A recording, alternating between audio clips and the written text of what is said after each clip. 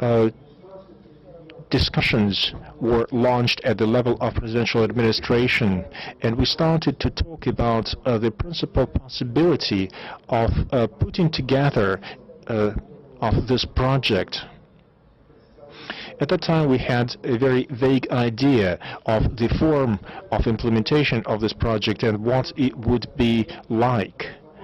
I started thinking about it, and I began to learn about similar projects in other parts of the world, and I came across many surprising things. There have been quite a few similar projects in different parts of the world, several hundreds of them. Some of them were successful, some of them were less successful, but one way or another, in large economies, quite a bit of attention has been paid to the way of putting economy into an innovative mode, putting it onto an innovative track. The challenge is not just to build a number of buildings, offices, labs, schools, houses. We can certainly do that. The challenge is different. How should we create conditions which would really make it possible to solve the main task of putting economy onto the innovative track? That is the big question, and that is where the project should start. That was a big and interesting question for me. I think that the challenge which we are all faced with is very serious. It's pretty clear to everybody what should become a part of this project.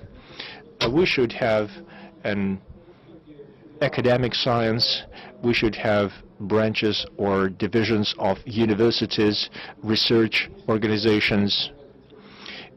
We are going to talk about it a little later. We should also have some learning organizations there. That is probably one of the key components to this project. We must have representative offices of companies which have made themselves leaders in implementation of innovative ideas and technologies, companies which spend serious funds on innovations. We should have support for new businesses, for startups. All of this has been described in literature, but making it all work in real life is still a challenge. We should create an environment, a climate, which would make it possible for young and not so young people to enjoy the freedom of entrepreneurship and creativity. They should come up with ideas and bring them to a point when it creates commercial value. That is a big task, a big enigma that we have to resolve. We will have to come up with solutions of some sort, and I think that this is a very interesting task. Looking at all those things, I decided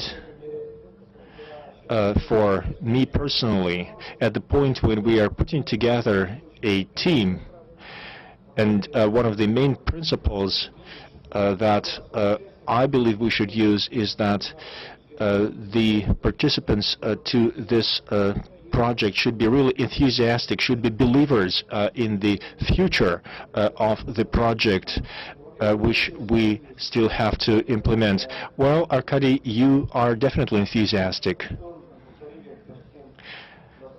You have just said what I read in Kommersant newspaper earlier today. members of the working group that has been created for facilitation of this project, Mr. Foch, said that people involved in this project should be open, courageous. They should be rebels in a certain sense. They should be daring. The question is, are you that kind of person? Or this is not a compulsory set of features? Well, life is going to show what I'm like, and I hope I don't fail you in this project. I mean, when I say I don't fail you, I mean all of you in the audience. Craig, are you that kind of person? Well, let's just say that I grew up in Silicon Valley, so I've watched what's gone on there for over 60 years and seen the transformation that took place. I've watched what happened around MIT and the Massachusetts area and have seen a similar transition. I firmly believe that that model is the model for all modern economies if they want to be successful in the future. So I'm enthusiastic about the opportunity here. I've been coming to Russia for 15 years. My company I used to work for, Intel, employs roughly 1,000 absolutely superb Russian engineers. I know what they're capable of doing. I think that Russia is absolutely underrepresented in the area of entrepreneurship and creating new businesses, and that opportunity exists. And besides that, my grandfather came from Russia, and I want to see Russia be successful going forward for his sake. But I'm totally enthusiastic about this. Спасибо за это. Thank you for this. Today, you said that the philosophy of the project should be such that we should move from physical presence to virtual presence, to creating a whole network in a big country Russia is. Let me again refer to this article which I read today. The philosophy of the project may look absurd. Do you think that the philosophy which you described and which we agree with, can we move along with it? Or do you think that criticism in the article is well-grounded? We want to be the best. We don't want to do wrong things. So it's very important for us to know how other stakeholders and participants understand what we're doing. I didn't read the article, so I can't comment directly on it, but what I can say is this, that the concept of having a demonstration proof, an area where you can focus on governmental policy, focus on research, focus on entrepreneurship, is wonderful. But what I said in my public comments was just having one example of that is insufficient. It must happen throughout Russia.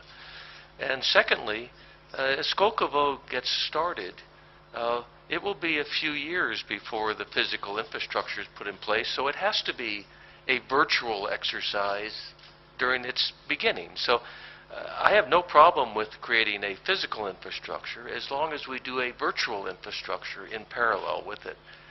And you know, Russia has way too many wonderful universities and wonderful research institutions to try to concentrate everything in one spot. You have to build upon that inherent strength of Russia, its academic strength, its research strength, and we have to be able to tap into that virtually as well as physically. Спасибо.